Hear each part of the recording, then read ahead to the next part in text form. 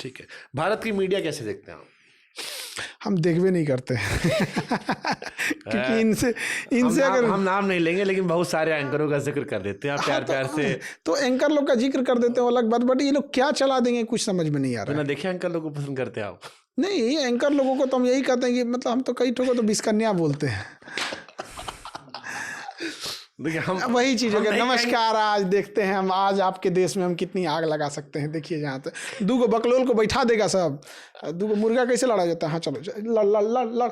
अरे भाई ये कोई इंटेलेक्चुअल इंसान लाओ ना, कौन गधों को पकड़ के लाए हो, मतलब गधा गधा को उठा के लाए। इंटेलेक्चुअल आदमी सुनेगा कौन? वही आप वाली बात कि जब तक वो चाची नमस्ते नहीं आएगा। बस वही बात हो गई यहाँ पे, इंटेलेक्चुअल को लेके आए सब। ऐसे ऐसे इंसान से इकोनॉमी पे डिस्कस कर रहे थे सब, जिसको मतलब होलसेल प्राइस इंडेक्स और कंज्यूमर प्राइस इंडेक्स में अंतर ही नहीं पता है, और वो बैठ के इकोनॉमी समझा रहे हैं सब। और क्या मतलब मन करता टीवी फोड़ दे। चल रहा है तो चल रहा है। तो भारत की मीडिया में अगर कुछ बेहतर करना हो, अब देखो आप हर मंत्र के जादूगर, तो आपसे जो समस्या कहेगा उससे समाधान पूछा जाएगा। तो भारत की मीडिया में क्या ऐसा बेहतर किया जाए जो मीडिया वापस विश्वास ला सके? हो सकता है कुछ लोग फिर से मीडिया में जाने वाले हों, तो वो सुधारों को अपना दें। देखिए एक तो 24 घंटा ये न्यूज चलता है, इसको रोकना चाहिए। आप 24 घंटा कहाँ से न्यूज लाएंगे? फिर वही घसिया पटा घसीटेंगे। एक सुबह दोपहर शाम का 3 स्लॉट बना दीजिए। जहाँ पॉडकास्ट दिए वहीं से खबर चलाते रहते हैं पूरे दिन। तो खैर तो 24 घंटा अलाउ है तो चल रहा है। फिक्स होना चाहिए कि इतने इतने टाइम पे न्यूज आएगा। बीच में अगर कोई ऐसी घटना हो गई जो देश के लिए जरूरी है, जैसे अभी पहलगाम जैसी घटना हो गई या कोई स्पेशल सूचना देनी है, तो आ जाए यहाँ पे। बाकी बचे टाइम पे आप स्किल ही सिखा दीजिए, किचन गार्डनिंग सिखा दीजिए, टेरेस गार्डनिंग सिखा दीजिए। उसका एक कोई लेक्चर लेने आएगा, वो समझाने लगेगा। जैसे फिजियोथेरेपी, किसी घर में कोई बूढ़ा है, स्पाइन में दर्द है, किसको माइग्रेन में दर्द है, तो कैसे दबाया जाता है को पता नहीं, माथा लेके आओ को लोटा ऐसा दबा रहा है। भैया माइग्रेन के दर्द वाले को किधर से दबाया जाता है कुछ पता नहीं है।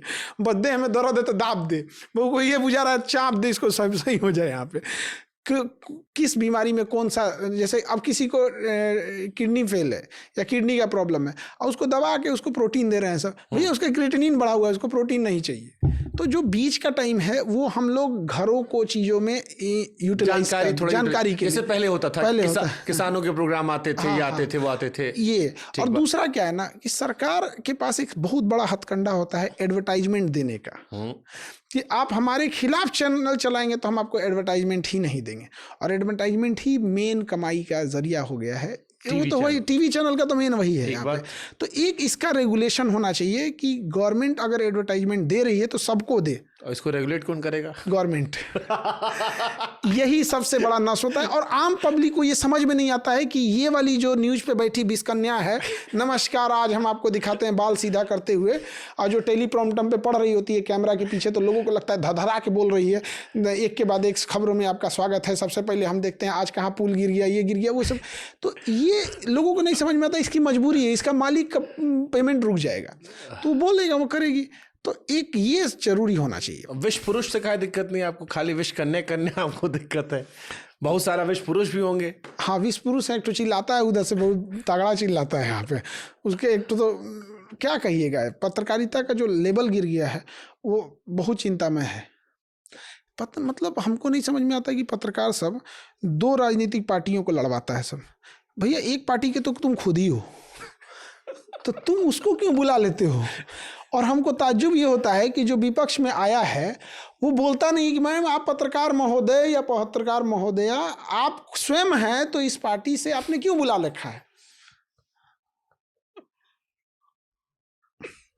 आप पत्रकार, आप किसी पत्रकार का नाम बताइए, हम बताएंगे किस ओर से है। चलो ये तो सबको पता है। हाँ। ये बताइए कौन सा पत्रकार आपको पसंद है? चलो एक नाम बताओ। आप अपना सवाल हमारे ऊपर फेंक दिए। आज हम इधर बैठे ना, आपके कोचिंग सेंटर में इधर पूछेगा,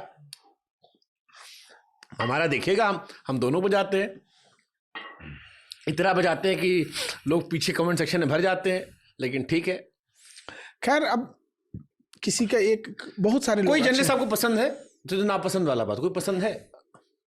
बहुत सारे जर्नलिस्ट पसंद है, बट क्या है ना कि लोगों को एक नहीं होता है कि खुद से धारणा बनने लगती है एक चीज़ों में।